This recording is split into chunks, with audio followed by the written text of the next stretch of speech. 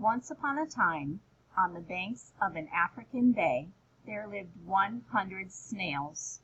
The snails spent their days wending their way from the land to the bay and back again.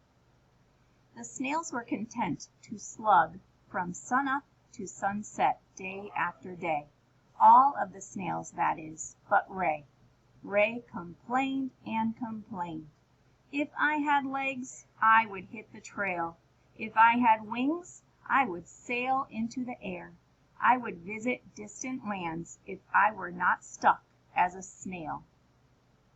The rest of the snails felt that Ray's complaints were in vain. Once a snail, always a snail, they would say. But they did suspect that Ray was different in a way. Ray had a trait no snail could explain. The trails left by the rest of the snails' tails were a dull gray, but the trail left by Ray's tail was a rainbow. One day, Ray was training to slug and slip faster.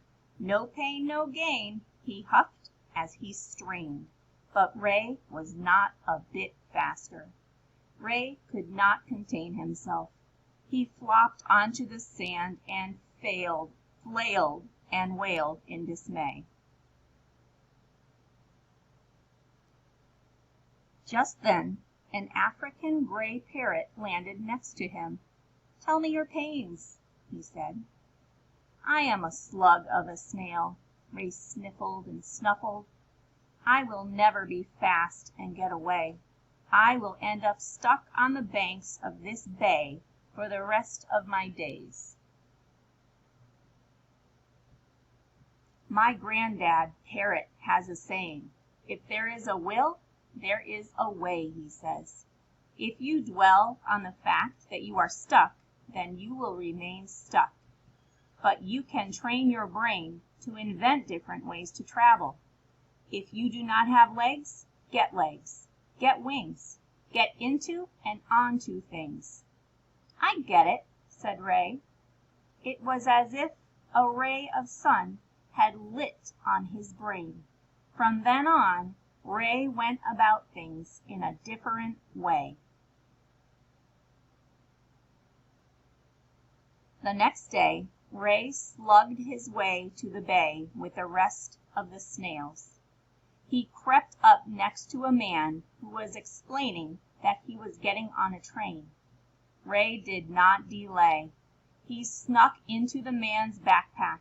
He tucked himself in next to the man's camera and waited. Clack, clack, clack went the train on its tracks. When the man was tucked in his bed, Ray crept from the backpack. The wind swept past. Ray had never traveled so fast. As the train sped over the land, Ray could not contain himself. Out of happiness, he wept. The next day, Ray hid himself on the brim of the man's hat. What a vista Ray had from where he sat! There was a big rainbow blimp waiting to sail up into the air. The man's camera lens went snap, snap, snap. When the man went up to the blimp and stepped in, Ray just about fell from the hat's brim. "This must be my lucky day," Ray exclaimed. Up into the air the blimp lifted. The man snapped his camera at the animals on the grasslands as they drifted. Ray felt he had been gifted. He did not understand that so many animals existed. The blimp was drifting over hills of volcanic rock by midday. The volcanic lava was hot and red, and it bubbled and sprayed. What a display! Ray could not wait to tell the snails back at the bay. When the blimp landed, a cab was waiting to pick up the man. But it was not long until the cab got stuck in a traffic jam. "I am going to miss my next trip," the man complained. The cab driver honked and yelled, but in vain. Ray was glad, in a way, that snails did not travel fast and get into traffic jams. At last, the cab stopped next to a boat named the Hail Gale. The man paid the cab driver and jumped onto the boat just as it sailed away. Ray was glad to rest in the man's cabin when he left his hat and went to dinner. The sailboat bobbed on the swells as the sun set. As the wind picked up, Ray began to fret. Ray felt afraid. Would he get back to his bay again? "If there is a will, there is a way," Ray thought he heard Parrot say. Ray drifted off for a nap as the sailboat began to sway. Suddenly, Ray was up. The sailboat was swaying and it was raining. It was not long until the sailboat was rocking and it was hailing. The wind gusted and the sail ripped from the mast. Ray had to get away fast. The man ran into the cabin and grabbed his camera bag and his hat and Ray and ran onto the deck into the wind and the hail and the spray. The sailors yelled, "Bail! Bail!" as they bailed with their pails. Just then the wind gusted a big gust that lifted the man's hat up over the rails. The hat landed in the bay.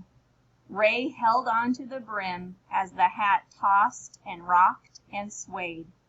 Ray felt that this must be it. This was his end. He would never be back at his bay again.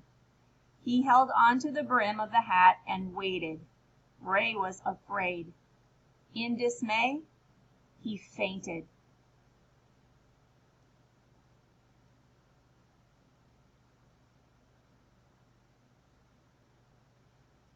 "It is Ray! It is Ray!" Ray heard his snails say. The sun was up and Ray was back on the banks of his bay. Had his trip just been a dream? Then Ray spotted the man's hat. He had a fantastic trip, and he was back. Ray slugged the rest of his days with the rest of the snails without complaint. As he slugged, he left his rainbow trail and filled the rest of the snails' brains with tales of his trips to lands far away. And when snails asked him if they could fulfill their dreams, Ray could tell them, "If there is a will, there is a way."